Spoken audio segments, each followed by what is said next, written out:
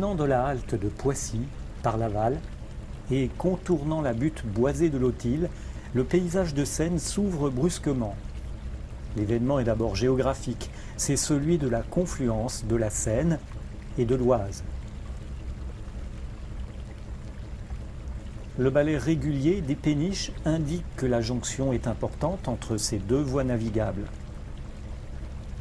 On peut d'ailleurs venir profiter de l'espace et du spectacle du passage et des manœuvres des bateaux. La pointe de la confluence dégage un parvis qui accueille des bancs, un monument, un restaurant. La Seine est maintenant animée sur tous les fronts. Les berges sont bâties et déclinent différentes ambiances urbaines. Maisons batelières, villégiatures, quais de déchargement ou de promenade, alignement d'arbres et alignement de péniches annoncent dès lors la ville de Conflans, ouverte sur le fleuve. À l'approche de la halte, la silhouette de ville se précise. Pointe du clocher, château et tour médiévale se partagent le petit éperon de roche qui domine la confluence et concentre les regards. La halte se loge au pied immédiat de la ville, dans la succession des péniches amarrées, et permet d'aborder directement la cité batelière.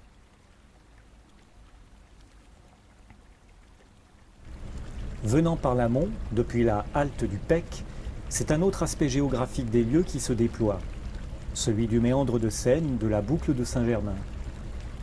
À partir des environs de la Frette, la courbe extérieure du fleuve est très visible, tenue par le coteau, rive droite, incurvée, en contraste avec la rive gauche, à l'intérieur du méandre, sans relief apparent. La plantation de peupliers en berge renforce ce contraste des deux rives par son aspect monumental et par les vues qu'elle laisse filtrer entre les fûts vers l'espace ouvert de l'intérieur de la boucle. Les arbres signalent l'histoire d'un très grand système d'épuration des eaux de Paris, toujours en activité aujourd'hui. En opposition, la rive droite propose une suite de villes et villages accrochés au coteau, La Frette, Herblay, puis Conflans. Le coteau, tel un présentoir, affiche une véritable collection bâtie qui mêle les architectures de toutes les époques et fait la part belle à celle des villégiatures des bords de Seine. La végétation est toujours très présente sur ce même coteau, en jardin, en parc ou en boisement. À l'approche de Conflans, mais avant même d'en distinguer le clocher, les péniches se font plus présentes, amarrées dans le paysage. Et insensiblement, elles se pressent, de plus en plus nombreuses, au pied de la ville, pour former à leur tour une unique collection batelière.